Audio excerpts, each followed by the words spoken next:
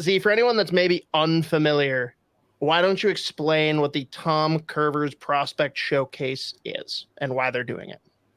Yeah, so every team has their own version of whatever the Prospect Showcase is, where you've got the guys that you've drafted that are in your system, that are like shoe-ins outside of like Bedard, I guess. For the NHL team, they have like Detroit hosts the Traverse City one where they've got like 4 or 5 teams that go there, like the Blue Jackets go.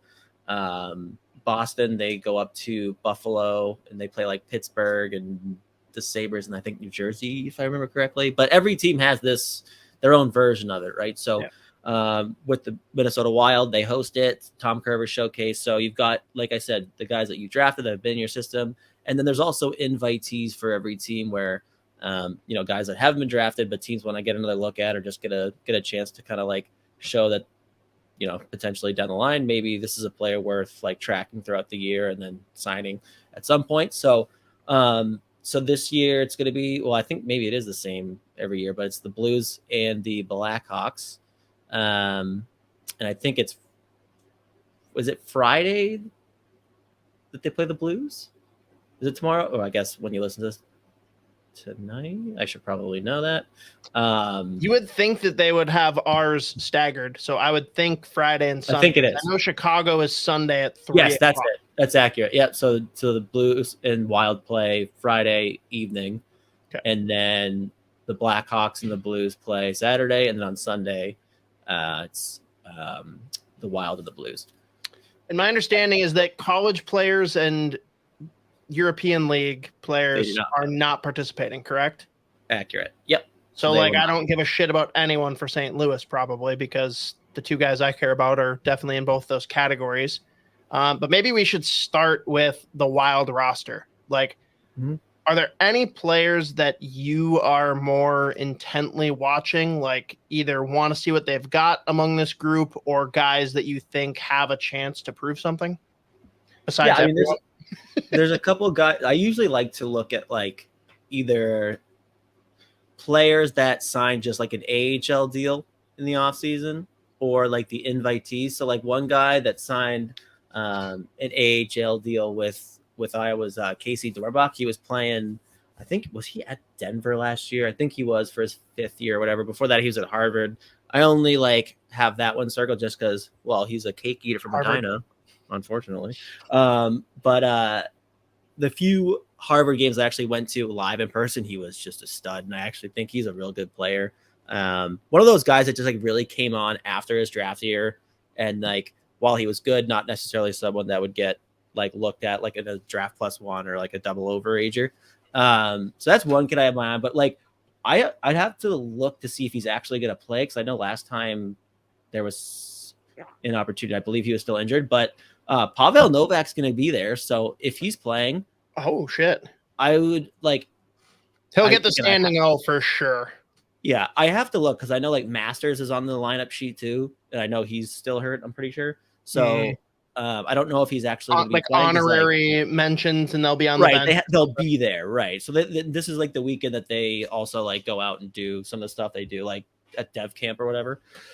But if he is playing, that's really exciting because obviously he missed last year with the cancer diagnosis. He's obviously healthy again. And then I think it was in the summer he got hurt while training. Maybe I can't even really remember what the injury is from, but if he is playing, that's one kid I'm just excited for to like be playing hockey again. And then B, I just want to see how he looks really. Cause again, like the year before he broke out, like he lit it up in Kelowna and we were all really excited to see what he would do in Iowa. And obviously missed all of last season. So just one kid that like sticks out immediately is Pavel Novak being on that roster sheet. But again, I don't know if he's actually going to be playing. And then again, along with the Casey Dorbach. But anyone on the blue line of note, like for you specifically? Yeah, I mean, like the kid they drafted this year, Kalen Parker, big kid for Victoria in the WHL. He couple preseason games, he looked really good, and I'm just kind of intrigued by his skill set overall. Like, gives you a little bit of at both ends, skates really well, and potential like real solid pick in terms of like a mid to late round kid.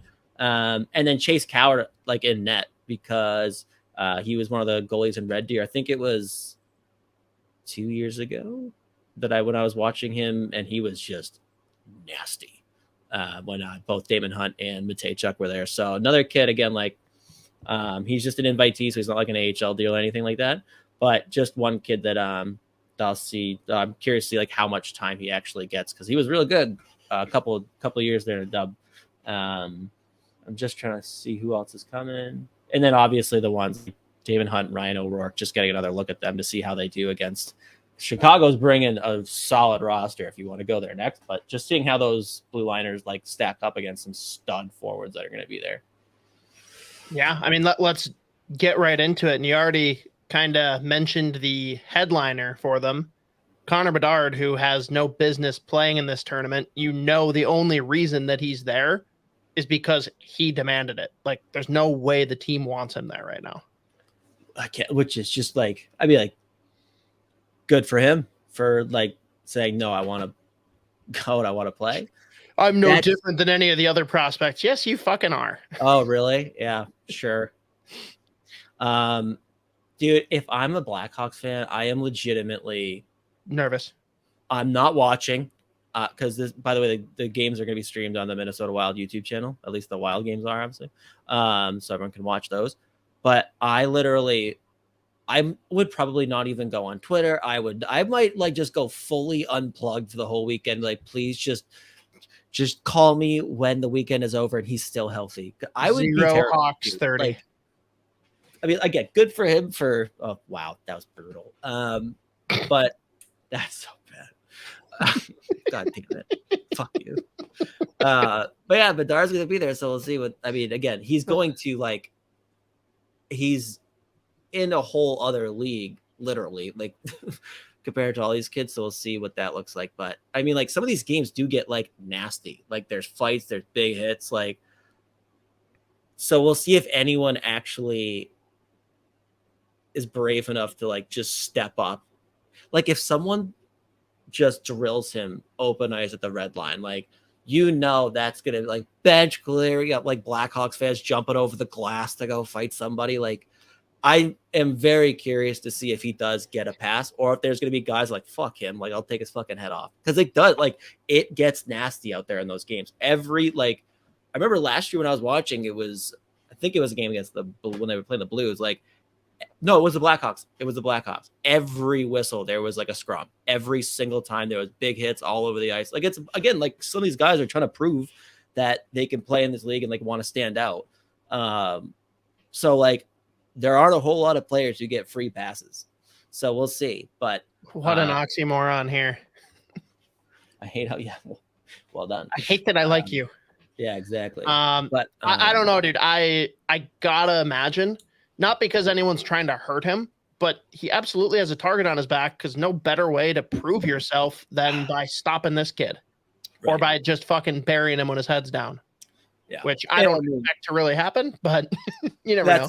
That's the other part too. It's like the risk is there, but at the same time, you think this kid, like, whenever I say I'm like, well, this kid's literally had a target on his back forever, and like somehow escapes getting like lit up every game. Because I mean, it's not like he's like the best skater on the planet. Like, he's not the fastest kid in the world, but like obviously he lives in a whole other universe and just like can read the play, like, so he knows where he is on the ice obviously all the time. So he's obviously quite good at just not getting lit up, because he's about 5'10", 5'9". But I mean, it's just cool that he's going, and obviously because he's going, that they get sold out in like 10 minutes. So the place is going to be jumping too. So yeah, definitely, like, obviously that makes this year stand out and like more exciting to get ready for it. But I mean, they've got like the Blackhawks are bringing a lot, like loose with the forwards. There's some solid players for them going, and even on the back end too. Now I look at it, actually they're bringing, they're bringing Nolan Allen. He'll be fine, and Ethan Del Mastro. Bedard will be fine. No one's gonna do anything. Those are some big mean motherfuckers. And then they got Korchinski, another Saskatoon kid. So there you go. But the Blackhawks are bringing a legit squad. Like, these are some solid players. Now I'm looking at it. Like, and they're also bringing Marcel. God, let's go. Put him on a line with Bedard or I'll die. What a name. Now, who's in net for the Wild? The Wild are bringing Wallstedt, Chase Coward, and then who's the other kid? Who is the other kid? I mean, I don't know that bringing really applies, but yes. Well, yeah, whatever. Another invitee, Harrison Meanigan, another WHL kid at a Lethbridge. So is our assumption that Wallstedt's playing against Chicago? I would assume so. He might get a lot of action. Yeah, I think he might be busy. Could Bedard break him in one preseason matchup? Yeah, right. She just like walks off. He's like, I'm done. No, thank you. Apparently, he's on his way back to Sweden. Not great. All right. Well, how about the St. Louis Blues then? Since they're not bringing Rick, they're not going to have Jimmy Snuggerud. What's the roster looking like over there? Yeah, they've got a couple good prospects solid prospects that are going to be there, but pretty light squad. Like even like not just like the tier of prospects, but also just like the sheer number of guys that are going to be there. But a couple of guys that stand out: Zach Dean, who they acquired from from Vegas, another first round pick that Vegas said no thank you to. And then Zachary Bolduc out of the Q, really, really solid year, good player. And then let's see, back end they're bringing Leo Loof's one guy that is a killer too. Like he got suspended in that Summer World Juniors, and the next game, like first shift, took someone else's head off. But he's a big defenseman, very mobile, solid player, but he's mean too. So Leo Loof's another guy on the back end there, and then Quentin Burns, who they drafted this past year, is a decent player. But other than that, there's just not a whole lot of guys that really stand out. But the lone other one that stands out big is like Attilio Biasca, who I'm surprised never got drafted even as a draft +2 this past year. He's played well in the queue for a while. He's a Swiss kid, and he's going back to Switzerland, I think, to play with Sug this year. But like every World Juniors that he's played in, he's impressed. He's obviously played pretty well in the queue, decent all-around player. He's got size. He's mean. He can, he's creative. He's got a lot of skill, puts up decent numbers, like I said, but they didn't sign him or anything. So he's another solid invitee.